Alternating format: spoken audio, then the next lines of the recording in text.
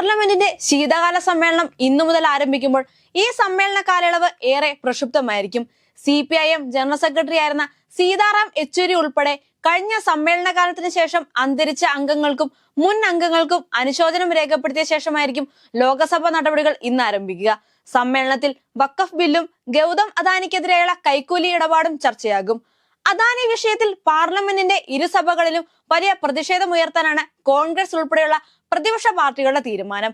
ഊർജ പദ്ധതി സ്വന്തമാക്കാൻ അദാനി ഇന്ത്യൻ ഉദ്യോഗസ്ഥർക്ക് കോഴ നൽകി എന്നതിൽ ചർച്ച ആവശ്യപ്പെട്ട് ലോകസഭയിൽ കോൺഗ്രസ് അടിയന്തര പ്രമേയ നോട്ടീസ് നൽകും. അതേസമയം ഇരുസഭകളുടെയും അധ്യക്ഷരുടെ അനുമതിയോട് മാത്രമേ ഏത് വിഷയം ചർച്ച ചെയ്യണമെന്നതിൽ തീരുമാനമെടുക്കാൻ സാധിക്കൂവെന്ന് കേന്ദ്ര പാർലമെന്ററി കാര്യമന്ത്രി കിരൺ റിജിജു നിലപാട് സ്വീകരിച്ചു. ഇത്തവണ പ്രതിപക്ഷ നിര ഏറെ ശക്തമായതിനാൽ ഭരണപക്ഷത്തിന് ശക്തമായ എതിർപ്പ് നേരിടേണ്ടി വരും. ബില്ലുകൾ പാസാക്കുമെങ്കിലും ഓരോ ബില്ലിനെയും കൃത്യമായി വിലയിരുത്താനാണ് പ്രതിപക്ഷത്തിന്റെ നീക്കം. വഖഫ് ബിൽ ഈ സമ്മേളനത്തിൽ തന്നെ പാസാക്കാനാണ് സർക്കാരിന്റെ ആലോചന. വഖഫ് ബിൽ നിലവിൽ സംയുക്ത പാർലമെന്ററി സമിതിക്ക് മുമ്പാകെയാണ്.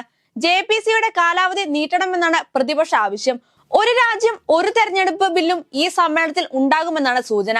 വയനാട് ദുരിതാശ്വാസ പ്രവർത്തനങ്ങൾക്കായി വേണ്ട ഫണ്ട് അനുവദിക്കുന്നില്ലെന്ന വിഷയം കേരളത്തിലെ ഇടത് MPമാർ ഉന്നയിക്കും.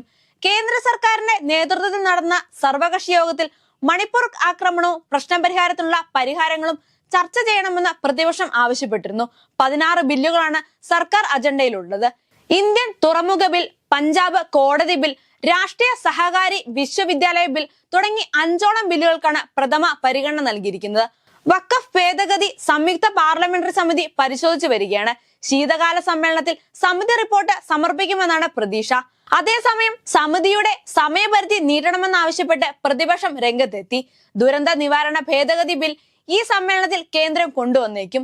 ഭരണഘടനാ ദിനമായ നവംബർ 26 നടക്കുന്ന പ്രത്യേക പരിപാടിയിൽ രാഷ്ട്രപതി ദ്രൗപദി മുർമു, ഉപരാഷ്ട്രപതി ജഗ്ദീപ് ധൻഖർ, പ്രധാനമന്ത്രി നരേന്ദ്രമോദി എന്നിവർ പങ്കെടുക്കും.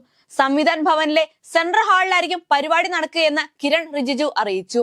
സംസ്കൃത ഭാഷയിലും മൈഥിലി ഭാഷയിലുമുള്ള ഭരണഘടനയുടെ പകർപ്പുകൾക്കൊപ്പം സ്മാരക നാണയവും സ്റ്റാമ്പും ചടങ്ങിൽ പുറത്തിറക്കും.